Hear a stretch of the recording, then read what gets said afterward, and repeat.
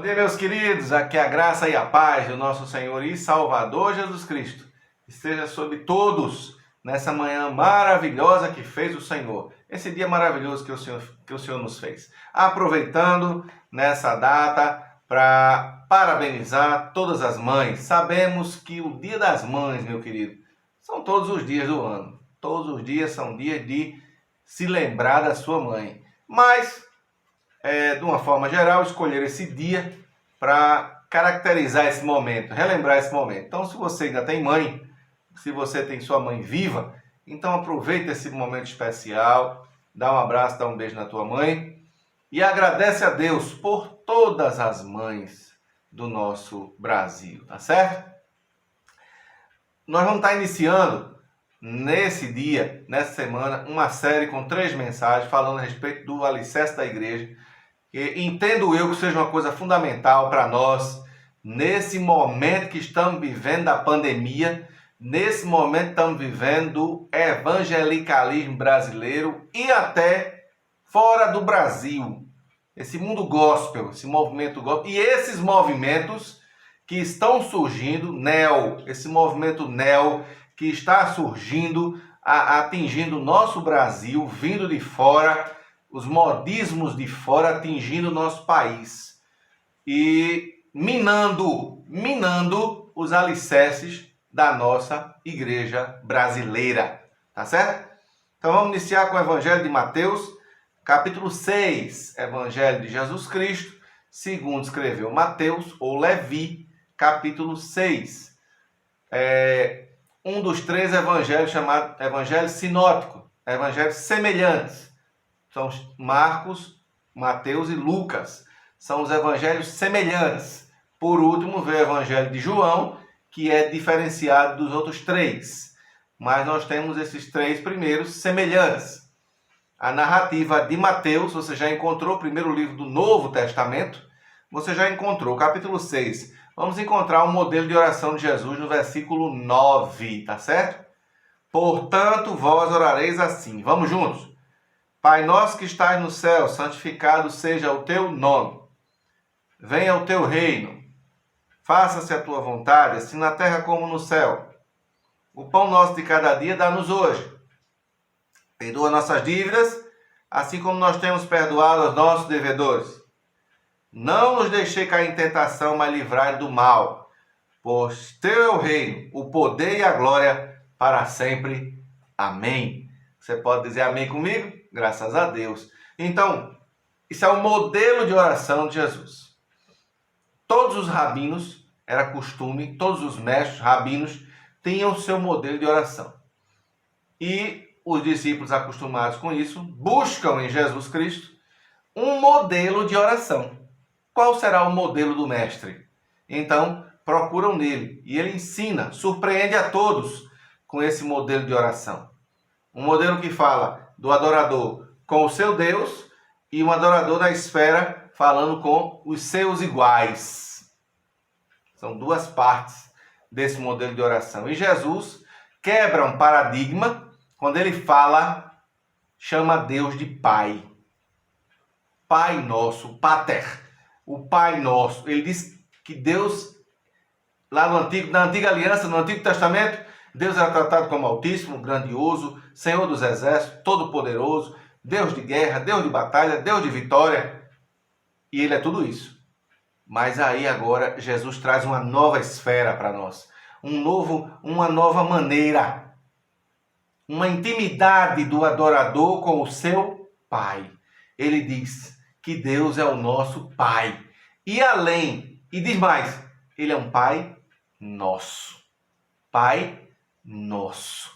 Quer dizer, um Pai que está perto, um Pai que cuida de nós, um Pai que ouve a nossa oração, um Pai que zela pelos seus filhos, um Pai que corrige os seus filhos, um Pai que quer o melhor para os seus filhos.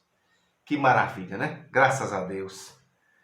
Mas, de uma forma terrível, trazendo modismos de fora, como é costume do brasileiro, a igreja brasileira se afasta da oração. Novos movimentos, novos grupos pseudo-evangélicos, têm surgido grupos de reuniões religiosas se afastando da oração, se afastando do modelo de oração, terminando com as reuniões de oração, terminando com os grupos de oração, usando as reuniões de oração para fazer outro tipo de coisa, para discutir outros assuntos, para pensar em outros assuntos, esquecendo da importância da oração, esquecendo como a oração é importante, esquecendo como essa ligação com Deus é importantíssima. Irmão, onde é que eu devo orar? Alguém diz que eu devo ir para algum lugar sagrado, alguém diz que eu tenho que caminhar, alguém diz que eu tenho que fazer coisas fantásticas. Não, Jesus mudou tudo isso. Você tem que orar, você tem que estar na presença de Deus em espírito e em verdade, com a tua verdade. Em qualquer lugar, meu amigo, minha amiga, meu irmão, minha irmã, em qualquer lugar da casa, do lugar, na praia, andando a cavalo, aonde você estiver, você pode se comunicar, falar com o seu pai. Irmão, tem que usar alguma palavra bonita. A palavra sua tem que ser palavra da verdade. Você tem que abrir o jogo com Deus. Ele é o seu pai. Ele é o Pai nosso.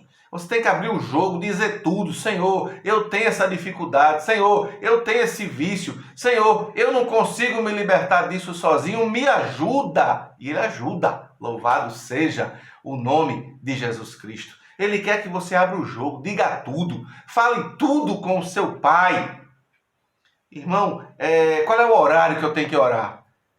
Você tem que orar às 24 horas do dia. Você tem que orar em qualquer momento, em qualquer lugar. Não tem madrugada, dia, hora, noite. Qualquer horário, fale com o seu Pai, que ouve atentamente e atende a nossa oração conforme a sua vontade. A vontade dele é boa, perfeita e agradável. Muitas vezes pedimos coisas que nos fazem mal. Cuidado! Orações da internet para fazer mal aos outros, tira isso da tua mente. Tira isso da tua mente. Tem maluco na internet ensinando isso. Cuidado. Cuidado. Deus não atende oração para fazer maldade com ninguém. Cuidado. Cuidado. Irmão, a posição que eu tenho que ficar. Eu tenho que ficar de joelho, eu tenho que botar a mãozinha postinha assim, eu tenho que me deitar, eu tenho que me ajoelhar, eu tenho que botar a face no chão. Seja qual for a posição que você estiver, deitado em pé, andando de bicicleta, dentro do ônibus, estudando, ouvindo música, fale com o seu Pai. Ele está pronto a ouvir a nossa oração. Pronto, esperando ouvir os seus filhos falarem com Ele. E o melhor de tudo, meu amigo, minha amiga, meu irmão, minha irmã, Ele não confunde nenhuma das nossas vozes. São mais de 7, rompemos a barreira dos 7 bilhões de habitantes nessa terra, falando em todos os idiomas. E o nosso Pai, o Pai nosso, Ele escuta e sabe cada uma dessas vozes. Ele sabe que é você, Ele sabe que sou eu, Ele nos conhece, Ele nos sonda. É desse Deus que nós estamos falando.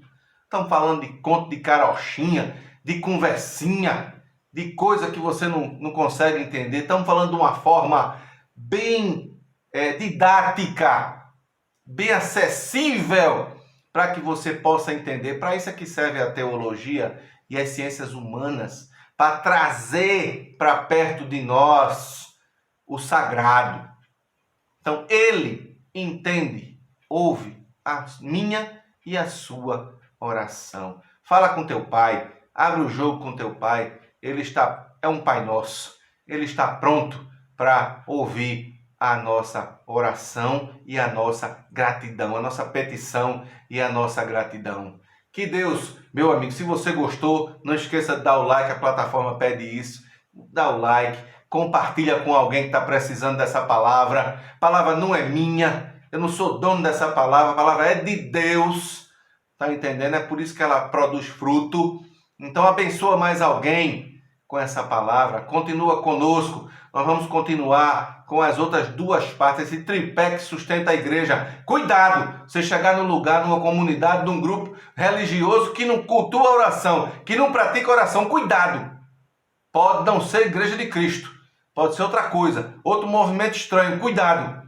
A igreja de Cristo pratica a oração. O mestre nos ensinou o poder, o funcionamento, a comunhão da oração. Cuidado! Fica atento, fica alerta, no nome do Senhor Jesus Cristo. Deus te abençoe soberanamente nesse dia e a paz de Cristo reine na tua vida.